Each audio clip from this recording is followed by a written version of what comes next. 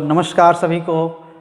तो बच्चों हम फिर यहाँ पर उपस्थित हैं 7th क्लास की साइंस को लेकर के, और हम लोग जो बात कर रहे थे अभी तक वो क्या है, न्यूट्रिशन इन एनिमल्स। और इस एनिमल्स में स्पेशली अभी हम लोग ह्यूमन न्यूट्रिशन की बात कर रहे थे।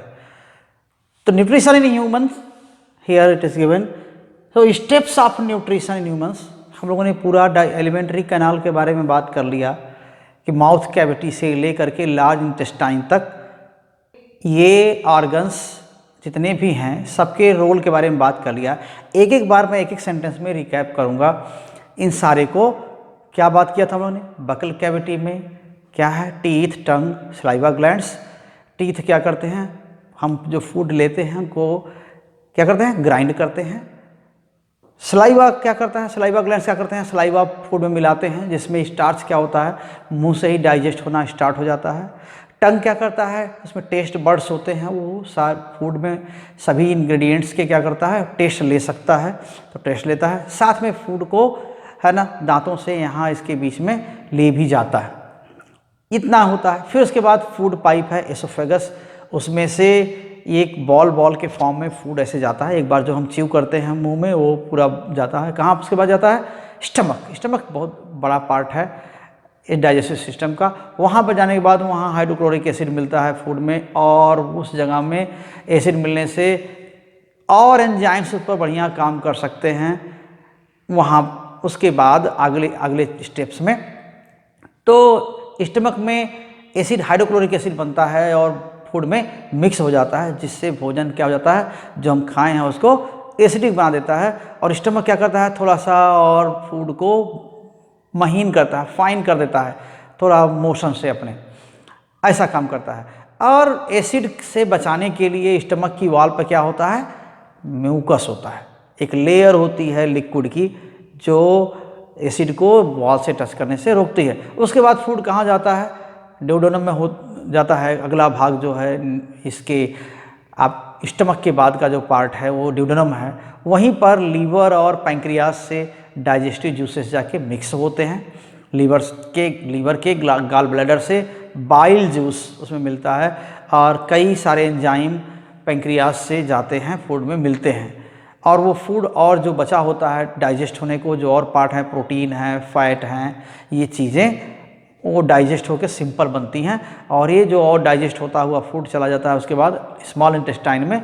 स्मॉल इंटेस्टाइन बहुत बड़ा होता है, 7 मीटर के आसपास का होता है। उसमें फूड पूरा घूमता है, डाइजेस्ट होता है पूरी तरह, और उसके जब पूरी तरह डाइजेस्ट हो जाता है, फैट ग्लिसरॉल में बदल जाता है, जितना कार्बोहाइड्रेट है ग्लूकोज में बदल जाता है, जितना प्रोटीन है वो अमीनो एसिड में बदल जाता है, तो एब्जॉर्ब हो जाता है। कहाँ पर? स्मॉल इंटेस्टाइन में एब्जॉर्ब हो जाता है। एब्जॉर्ब करने में इसमें जो फिंगर की तरह आउट ग्रोथ्स इनर वॉल पर होते हैं, विलाई कहते हैं उनको, तो villi they help in absorbing nutrients from the digested food, and these nutrients are then mixed to blood, तो ब्लड में मिला दिए जाते हैं।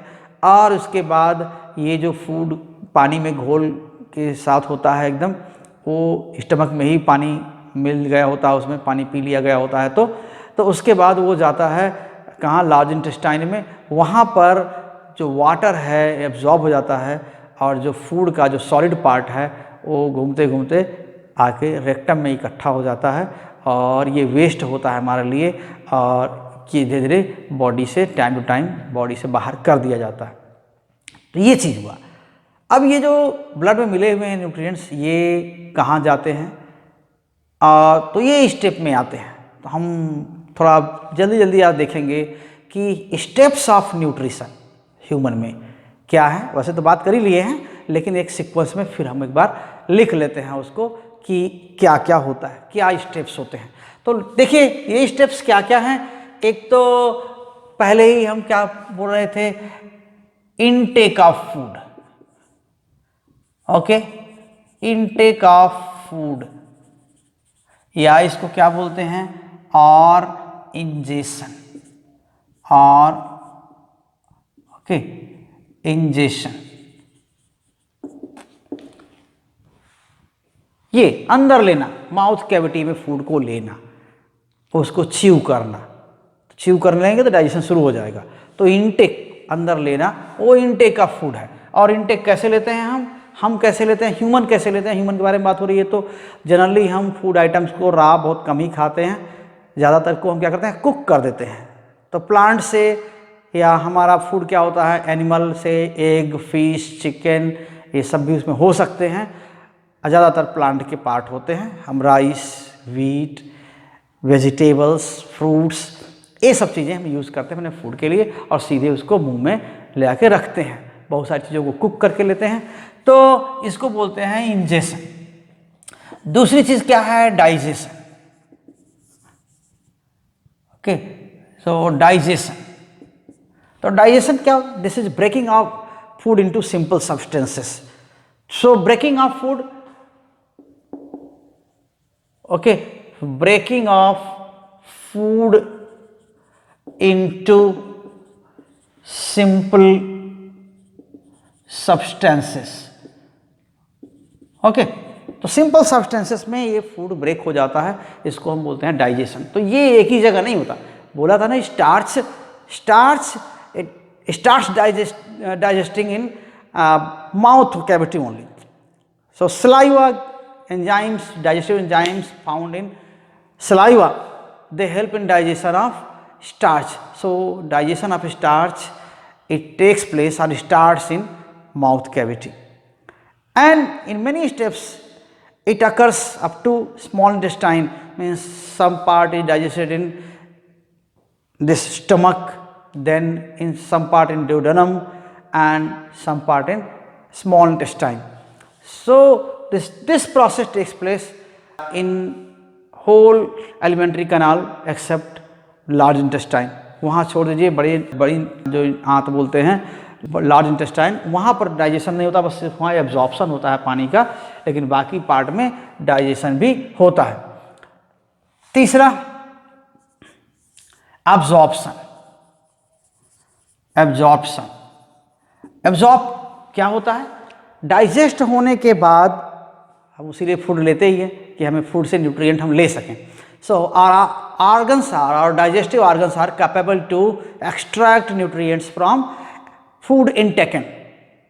So after digestion, what happens, small intestine extracts or absorbs nutrients from digested food, and in this work, in this task, villi, means finger like outgrowths in the inner wall of intestine help in absorption of food or nutrients.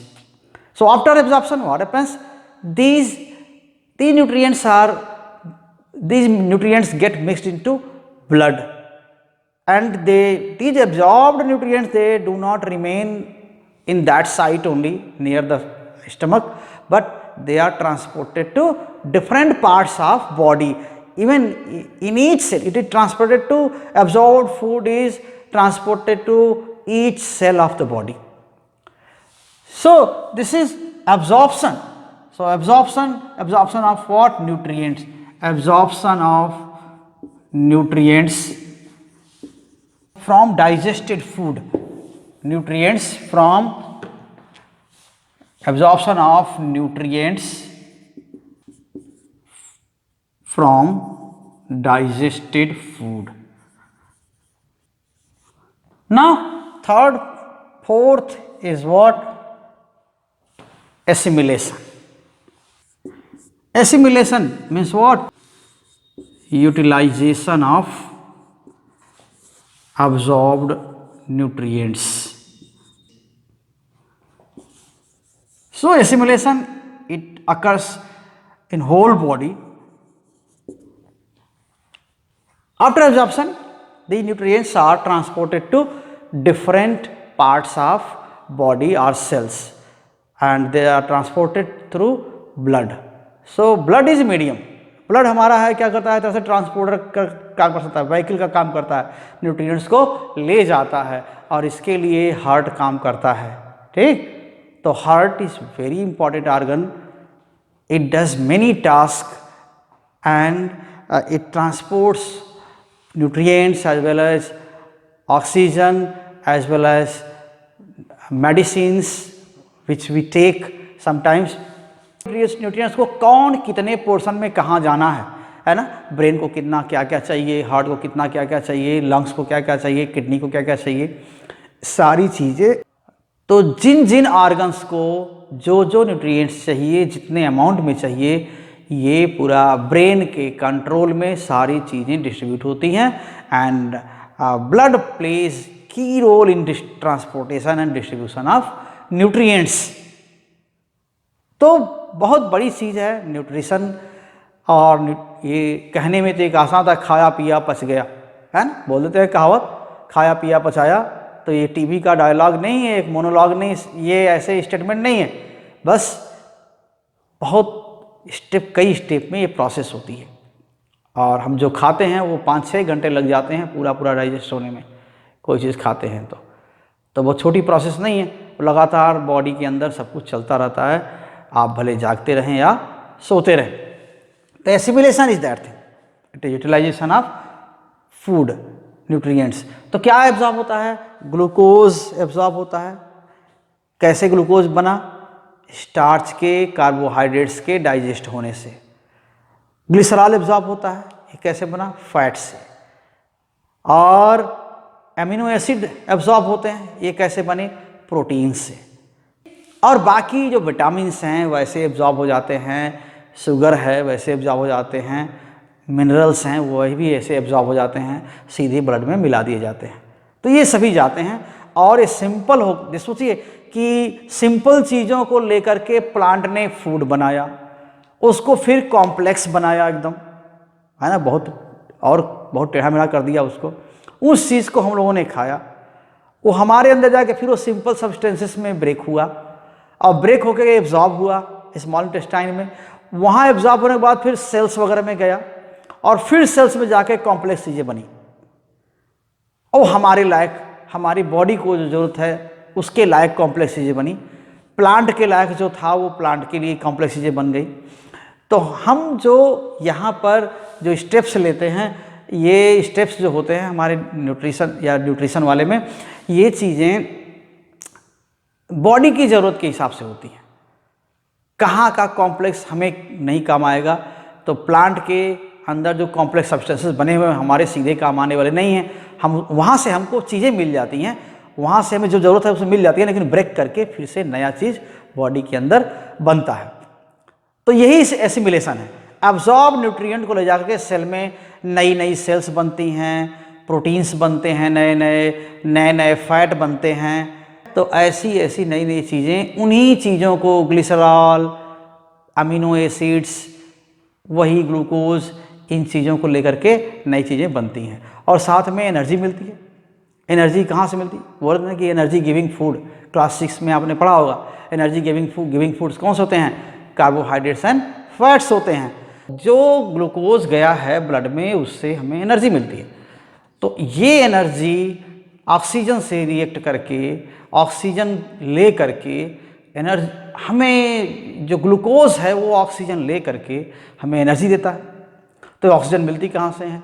ये blood से cell में पहुँचती है। और blood में oxygen कहाँ से आती है? वो लंग्स से लेके आता है। तो हार्ट क्या करता है? लंग्स में ब्लड को भेजता है, ये पंप करता है वहाँ पर। वहाँ क्या करता है? जाकर के ब्लड कार्बन डाइऑक्साइड जो बाकी बॉडी पार्ट से ले गया है कार्बन डाइऑक्साइड, वो लंग्स में छोड़ देता है, और लंग्स से कार्बन डाइऑक्साइड ऑक्सीजन को ले करके फिर बॉडी के डिफरेंट पार्ट में हर सेल तक पहुँचता है, वहाँ तक ऑक्सीजन को की सप्लाई करता है। तो अब ऑक्सीजन जो अब्जॉर्ब किया, ऑक्सीजन जो ब्लड में है वो ग्लूकोज से एब्जॉर्प्शन, ग्लूकोज से रिएक्शन करके क्या देता है? एनर्जी प्रोड्यूस करता है। वही हमें काम करने के लिए एनर्जी वही मिलती है, हमारे डिफरेंट ऑर्गन्स के लिए, हार्ट के लिए, लंग्स के लिए, ब्रेन के लिए, हाथ पैरों के लिए, सबके लिए एनर्जी फिर वहीं से मिलती है। तो ये इसी को हम एसिमिलेशन कहते हैं।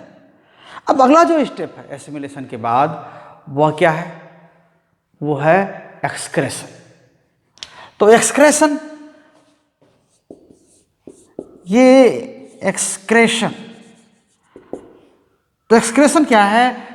ये रिमूवल ऑफ वेस्ट, एक्सक्रेट करना यानी रिमूव करना, जो बॉडी के लिए जो गैर जरूरी है, जिस जो हमारे लिए वेस्ट हो चुका है बॉडी के लिए, अब्जॉर्ब नहीं हुआ, वह क्या होगा, उसको बॉडी से बाहर जाना चाहिए, नहीं तो बहुत सारे टॉक्सिक चीज़ें बनती हैं बॉडी में, नुकसान करेगा। तो टाइम टू टाइम क्या होता है, बॉडी से ये वेस्ट को बाहर किए जाने चाहिए, चाहे वो डाइजेशन का वेस्ट हो, ठीक है, तो वो हो जाता है। कैसे, जो लार्ज इंटेस्टाइन है वो क्या करता है, डाइजेशन के वेस्ट को, मीन्स सॉलिड पार्ट को और लिक्विड को, इवन वाटर को भी, बहुत सारे हार्मफुल साल्ट्स भी हो सकते हैं, उनको क्या करते हैं, सब अलग करते हैं। तो इस लार्ज इंटेस्टाइन क्या करता है, ये सॉलिड वेस्ट को अलग करता है वाटर से, वाटर एब्जॉर्ब होकर दूसरी जगह जाता है। और वहाँ भी क्या है, किडनी, ओके, जो गुर्दे बोलते हैं हम, किडनी क्या करता है, वो भी जो ब्लड से पानी एब्जॉर्ब होता है, उसमें यूरिया का अमाउंट होता है, वो बॉडी के लिए हार्मफुल है। तो ये चीज़ें क्या होता है, बहुत सारी चीज़ें बॉडी में बनती रहती हैं, उसमें बहुत हार्मफुल भी है, बहुत यूज़फुल भी है। तो यूज़फुल के साथ हार्मफुल वाले को बाहर करना है, यूज़फुल वाले का बॉडी में फिर नई चीज़ बनाने के लिए यूज़ करना है। तो हार्मफुल चीज़ों को ये किडनी के ज़रिए जो यूरिन में मिला के बाहर करते हैं, या लार्ज इंटेस्टाइन जो सॉलिड वेस्ट को बाहर करता है, तो ये सब क्या है, एक्सक्रेशन है। तो एक्सक्रेशन को हम बोलते हैं रिमूवल ऑफ वेस्ट। तो ये है removal of waste from body. तो ये एक्सक्रेशन। तो एक्सक्रेशन में एक्सक्रेटरी ऑर्गन हमारे जो लार्ज इंटेस्टाइन है, तो लार्ज इंटेस्टाइन एक एक्सक्रेटरी ऑर्गन है, किडनी एक्सक्रेटरी ऑर्गन है। स्किन से भी बहुत सारे सॉल्ट्स क्या होते हैं, रिमूव किए जाते हैं बॉडी के अंदर से, स्वेट के फॉर्म में ये सॉल्ट्स बाहर आते हैं। तो ये भी एक एक्सक्रेशन है। लंग्स भी एक्सक्रेशन का काम करते हैं, क्योंकि जो लंग्स हैं वो कार्बन डाइऑक्साइड ब्लड से एब्जॉर्ब करके कहाँ ले जाते हैं, बाहर, उसको फिर एटमॉस्फेयर में छोड़ देते हैं। तो ये एक्सक्रेशन है। तो एक्सक्रेशन भी बहुत ज़रूरी चीज़ है। किसी भी प्रोडक्शन में जो वेस्ट बनते ही हैं, बचते हैं, उनको क्या करना होता है, शरीर से बाहर करना होता है, और ये बहुत ज़रूरी है। तो ये काम एक्सक्रेशन का है। ये तो ही ओवरऑल जो बातें हम लोग, जो हमारे डिफरेंट ऑर्गन्स हैं, उनमें ये कई प्रोसेस चलती हैं, न्यूट्रिशन में उनका हेल्प होता है, और बाकी जो अब्जॉर्ब हुआ है, जो यूज़ किया गया है, बॉडी में लिया गया है, उसका यूटिलाइजेशन होता है, जो वेस्ट है उसको बाहर किया जाता है। तो ये सब चीज़ें हुई जो ह्यूमन में होती हैं, ह्यूमन डाइजेस्टिव सिस्टम में होती हैं, या ह्यूमन के न्यूट्रिशन सिस्टम में होती हैं, ठीक। लेकिन और जो ऑर्गेनिज्म हैं बहुत सारे हैं। एनिमल की बात करें तो एनिमल की बात करें, आपने बहुत देखा होगा आसपास, उनको फूड लेने का बहुत सारे जो एनिमल्स हैं उनका फूड लेने का तरीका अलग होता है। फ्रॉग है, कुछ अलग तरीके से फूड लेता है, अपने टंग से सीधे ले लेता है। हम लोग तो हाथ से उठा के खाते हैं, मुंह में डालते हैं। लेकिन जो कैटल्स हैं, काऊ, बुफेलो, गोट, ये सब को देखते हैं सीधे मुंह से इंटेक करते हैं, सीधे जो फूड है मुंह तक, वहीं तक ले जाते हैं और उसको खाते हैं। तो बहुत सारे तरीके हैं, बहुत अपनी अपनी तरह के खाने की चीज़ें हैं जो जिसको वो खाते हैं। हर चीज़ कोई नहीं खाता है। ज़्यादातर अगर हम जो घास पत्ते खा लें तो हमें नुकसान कर जाएगा, हम नहीं खा पाएंगे। तो ऐसे ही न्यूट्रिशन के जो तरीके हैं डिफरेंट ऑर्गेनिजम्स में डिफरेंट हैं। तो हम सबके बारे में तो बहुत कुछ नहीं कर सकते, लेकिन तुरंत लेकिन हम जो आसपास हैं, जो कैटल्स हैं, जो काऊ, बुफेलो, गोट, ये सब हैं। हालांकि हमारे आसपास डॉग, कैट, रैट, ये सब भी बहुत सारे होते हैं। तो कुछ मिलता जुलता न्यूट्रिशन उनका है ह्यूमन से, सभी में ऑर्गन सिस्टम लगभग कॉमन से होते हैं, थोड़ा अंतर होता है। लेकिन हम इनको, काऊ को, बफेलो को, गोट को क्या बोलते हैं, इनको रूमिनेटिंग एनिमल्स। हमने देखा होगा कभी कि गाय, भैंस जो भी है वो सीधे पहले खाना कुछ डाल दीजिए, उनके लिए चारा डाल दीजिए, तो बहुत जल्दी खाते हैं, वो निगल जाते हैं बहुत जल्दी। और उसके बाद कुछ देर बाद क्या करते हैं, वो बैठ के आराम से फिर मुंह चलाते हैं, चबाते हैं फूड को। तो एक बार अंदर ले जाते हैं, फिर फूड को बाहर ले आके चबाते हैं, मतलब मुंह में ले आके, बाहर नहीं करते। तो ये चबाते भी हैं। तो इस चबाने को जो ग्राइंड करने को अच्छी तरह, एक बार तो निकल जाएंगे, बाद में ग्राइंड करते हैं, तो इस ग्राइंड करने को हम रुमिनेशन बोलते हैं। और ऐसे एनिमल्स को रुमिनेटिंग एनिमल्स बोलते हैं या रुमिनेंट्स बोलते हैं। तो यहाँ पर ऐसे कैटल्स में रूमेन होता है, एक थैला होता है, एक कंपार्टमेंट होता है उनके डाइजेस्टिव सिस्टम में। जो पहला कंपार्टमेंट होता है वहीं पर फूड पहले जाके इकट्ठा हो जाता है। तो एक रफली हम थोड़ा सा बना दें फिगर कि वो कैसे होता है। तो इसमें कंपार्टमेंट्स में जो पहला कंपार्टमेंट है रूमेन, वहाँ पर सीधे फूड जा करके ये, तो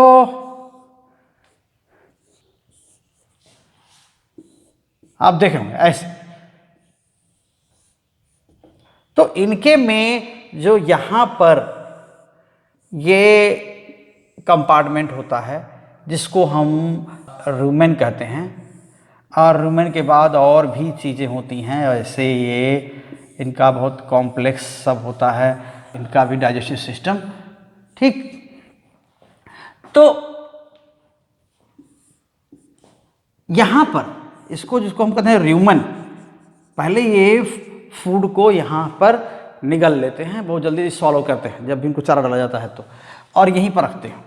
तो यहाँ पर क्या होता है, ये जो यहाँ पर पार्शियली डाइजेस्टेड फूड है ना, पार्शियली डाइजेस्टेड फूड ये होता है। कुछ कुछ डाइजेस्ट हुआ रहता है, सलाइवा वगैरह तो मिला ही होता है इसमें भी। अब क्या करता है, इसको हम क्या बोलते हैं, कड बोलते हैं, ये कड है।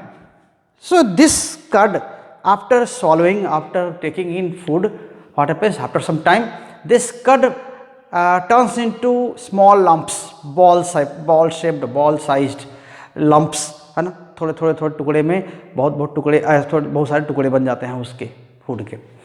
And these lumps they come to mouth again. यहाँ पर देखते हैं ना, आप ध्यान से देखेंगे तो ये यहाँ जब ये च्यू कर रहे होते हैं तो यहाँ जब एकाएक जब आता है तो इनका मुंह ऐसे फूल जाता है। ठीक है, तो यहाँ ये उसको चबाते हैं, तो उनके टीथ होते हैं, उनको उससे च्यू करते हैं अच्छी तरह, सलाइवा मिला करके उसको। फिर अब उसके बाद जब चबा लेते हैं तो वो जो च्यू करने के बाद, ग्राइंड करने के बाद, ये दूसरे कंपार्टमेंट में फिर ये फूड जाते हैं आगे। तो ऐसे इनका सिस्टम होता है। और इनको चबाना इसलिए बहुत ज़्यादा पड़ता है कि इनका जो फूड है, देखेंगे घास वगैरह पत्ते थोड़े हार्ड होते हैं। हम लोग उतना कड़ा चीज़ नहीं खाते, हम तो कुक करके खाते हैं। हमें हमारा डाइजेस्टिव सिस्टम उस तरह उसको जो पचा नहीं पाएगा, डाइजेस्ट नहीं कर पाएगा जितना हार्ड ग्रास या पत्ते होते हैं। उनकी हार्डनेस क्यों होती है, उसमें सेलुलोज होता है। सेलुलोज भी एक तरह का कार्बोहाइड्रेट है ना, थोड़े बड़े हायर क्लास का वो कार्बोहाइड्रेट है। तो उसको हम लोग नहीं डाइजेस्ट कर पाते, लेकिन कैटल्स क्या करते हैं, डाइजेस्ट कर लेते हैं। उनके पेट में बैक्टीरिया वगैरह भी उनका हेल्प करते हैं डाइजेशन में, सेलुलोज के डाइजेशन में। तो इसलिए इस हार्ड चीज़ों को पचाने के लिए इनका भी डाइजेस्टिव सिस्टम क्या होता है, काफ़ी डेवलप्ड होता है, और तो उनका यूज़ करते हैं। तो ये रुमिनेटिंग एनिमल्स इन्हीं को कहते हैं। और जो दो चार टर्म्स आए इसमें, रूमेन, कर्ड, और जो कह रहे हैं रुमिनेशन करना मीन्स ये स्मॉल लम्प्स में फूड यहाँ आता है तो उसको चबाते हैं। सेलुलोज का नाम आया, सेलुलोज को डाइजेस्ट कर सकते हैं कैटल्स, हम लोग नहीं कर सकते। तो इस तरह से इनमें फूड लेने का तरीका तो आप जानते ही हैं, बहुत कुछ इसमें नया नहीं है। रोज़ देखते हैं आप कैटल्स को ऐसे खाना खाते हुए। अब एक अलग तरह का एक जो ये स्पेसिफिक चीज़ें जो हैं थोड़े से उनको आपको बताई जा रही हैं। तो एक अलग तरह का ऑर्गेनिज्म और है, वाटर में रहता है, वो एक ही सेल का है। और सोचिए कि सेल, हमारा जो बॉडी है ना वो सेल से बना हुआ है। जैसे बिल्डिंग्स क्या होती हैं, ब्रिक जोड़ जोड़ के बनी होती है ना, तो हमारा बॉडी भी क्या है, बहुत छोटी छोटी सेल से बना हुआ है।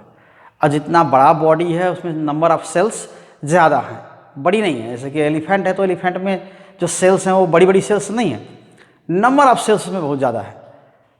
तो सेल्स इतनी, एक जो सिंगल सेल होती है वो हमारी बॉडी के, जिससे जोड़ जोड़ के पूरा बना हुआ है बॉडी, एक सिंगल सेल होती है, इतनी छोटी होती है कि सीधे आँख से दिखाई नहीं देती। उसके बावजूद इसमें बहुत सारे फंक्शन होते रहते हैं, उन्हीं फंक्शन के जरिए हमारा पूरा बॉडी चलता है। तो एक सिंगल सेल भी अपने आप में अलग से ऑर्गेनिज्म हो सकता है। तो अमीबा एक ऐसा ऑर्गेनिज्म है जो सिंगल सेल का है, यूनिसेलुलर ऑर्गेनिज्म बोलते हैं। अभी कहाँ पाया जाता है? पॉन्ड वाटर में, थोड़ा डर्टी वाटर होगा तो उसमें अमीबा मिल जाएगा, माइक्रोस्कोप से देखना पड़ेगा तो उसमें ये मिल जाएगा। अब ये होता कैसा है? जेली टाइप का जिसे कहा जाए, जैसे आप गीले आटे को कैसा भी बना सकते हैं, शेप दे सकते हैं ना, कैसा भी इधर उधर निकाल सकते हैं, उसमें नई नई चीज़ें, कहीं आप खिलौने बना देते हैं, कभी कुछ बना देते हैं। तो गीला आटा या क्ले लेकर कुछ भी ऐसे से बाहर भीतर उसमें निकाल दें, लपेट दें, तो वैसा ही अपनी बॉडी को कर लेता है। एक ही सेल है और वो भी सेल अपना शेप बदल लेता है। तो अमीबा, उसमें भी न्यूट्रिशन, अब चूँकि लिविंग सेल है तो लिविंग सेल के लिए फूड की ज़रूरत तो है, बिना उसके वो लिविंग कंडीशन में रह नहीं सकता। फूड लेना लिविंग बीइंग्स की एक कैरेक्टरिस्टिक प्रॉपर्टी है, तो वो ज़रूर फूड लेगा। तो ये फूड लेना कैसे है? देखिए यहाँ पर अमीबा को, जैसे हम कह रहे थे कि ये जो शेप है, यहाँ जो शेप है इसका, कैसा भी शेप बना दीजिए ना अमीबा, ये हो जाएगा। तो ये अमीबा एक सिंगल सेल है, लिविंग सेल, एक लिविंग सेल है, और क्या बाकी कुछ उसको अलग समझ सोचिए। तो ये लिविंग सेल है, और यहाँ पर क्या होता है? सेल को कंट्रोल करने के लिए, जो कहते हैं कि सेल का एक तरह से ब्रेन होता है, उसको बोलते हैं न्यूक्लियस। हर सेल में होता है, हमारी भी हर सेल में न्यूक्लियस होता है, वो सेल के अंदर के जो फंक्शंस हैं उनको कंट्रोल करता है। तो यहीं पर है न्यूक्लियस, और जहाँ पर इनका फूड रहता है उसको हम बोलते हैं, क्या होता है ये? Food vacuole. यहाँ पर फूड इसका रहता है, फूड है क्या, उसको डाइजेस्ट करता है। इसी में डाइजेस्टिव जूसेस आते हैं और इसको डाइजेस्ट करते हैं। तो ये फूड अपना लेता कैसे? देखिए बड़ी खास बात ये कि ये फूड, इसमें छोटे छोटे और भी पार्ट होते हैं सेल में, और ये इसका जो मटेरियल है सेल के अंदर का, ये है भरा होता है। और जब भी, तो ये अब सिंगल सेल है तो बहुत छोटा वैसे भी होगा, तो ये खाता किस चीज़ को होगा आप सोचिए? तो ये जो अपना फूड बनाता है वो छोटे छोटे बैक्टीरिया को, छोटे छोटे बैक्टीरिया को या और से छोटे ऑर्गेनिज्म जो मिल जाएंगे उसको वो अपना फूड बनाता है। तो ये कैसे होता है? तो जैसे ही इसके पास कोई इसका प्रे आता है, प्रे मतलब बैक्टीरिया वगैरह जैसे ही आता है, तो वो क्या करता है इसमें, यहाँ पर जैसे आ गया तो ये इसको मालूम हो जाता है कि यहाँ कुछ में आ गया यहाँ पर, तो ये अपने कारण अपने बॉडी को कैसा भी बना लेता है। ये इसको पैर जैसा यहाँ पर क्या होता है, ऐसे अपना बॉडी को ऐसे आटे के जैसे खींचते हैं ना, खींच के बाहर निकाल सकते हैं, वैसा ये भी निकाल लेता है। इधर से भी अपने बॉडी को बढ़ाने लगता है ऐसे, और ये फिर ऐसे और इसको घेरने लगता है। तो ऐसे में ये यहाँ पर ऐसे घेर के कर लेता है, फिर ये यहाँ पर एक बना लेता है इसको, समझे ना ऐसे। अब ये जो चीज़ पहले बाहर था इसके सेल से, ये सेल से बाहर था, अब क्या हो गया? सेल के अंदर हो गया। तो अब ये यही नया फूड वैक्यूल बन गया, न्यू फूड वैक्यूल। और ये जैसे हम कह रहे हैं कि यहाँ पर ये अपनी बॉडी को ऐसा ऐसा कर लेता है कि नहीं, पैर जैसे आगे बढ़ा लेता है, तो इसी को एक फॉल्स फीट, यानी कि जैसे लगता है पैर जैसा लगता है नहीं, लेकिन पैर जैसा दिखता है, तो इसको बोलते हैं फॉल्स फीट। फॉल्स फीट, जैसे ये भी अगर ऐसे आगे बढ़ा दिया इसको, तो ये भी है, ये भी है, तो फॉल्स फीट, या इसको क्या बोलते हैं? सूडोपोडिया। सूडोपोडिया ये हो गया। तो ये सूडोपोडिया के जरिए क्या करता है? सूडोपोडिया ही कैप्चर करता है, आके प्रे को आगे से कवर करके उसको सेल के अंदर कर लेता है। अंदर जैसे ही क्या होगा, जैसे आ जाएंगे तो यहाँ पर ये डाइजेस्टिव जूसेस में आने लगेंगे, डाइजेस्टिव जूसेस इसमें अंदर आने लगेंगे और इससे क्या हो जाएगा, वो डाइजेस्ट हो जाएगा और सेल में मिल जाएगा और इस अमीबा को न्यूट्रिशन मिलने लगेगा। तो इस तरह से क्या हुआ, ये एक तरह का अलग तरह का न्यूट्रिशन है, न्यूट्रिशन मोड है, न्यूट्रिशन का तरीका है। और ऐसा ही और भी बहुत कुछ है। तो हम एनिमल्स के बारे में बात कर रहे थे, तो ये न्यूट्रिशन के और जितने एनिमल लेंगे आप उतने तरह के थोड़े थोड़े अंतर पर और थोड़े थोड़े डिफरेंस के साथ उनके न्यूट्रिशन मोड होंगे। तो ये हम लोग का जो कंटेंट है चैप्टर का वो लगभग ख़त्म हुआ। हम लोग बात करेंगे अभी, तो इसको अगले वीडियो में बात करेंगे हम लोग, कुछ जो कीवर्ड्स जो यूज हुए हैं, फिर एक बार हम उसको रिवीजन उसका करेंगे हम लोग, और उसके बाद फिर एक्सरसाइज पर भी कुछ बात करेंगे।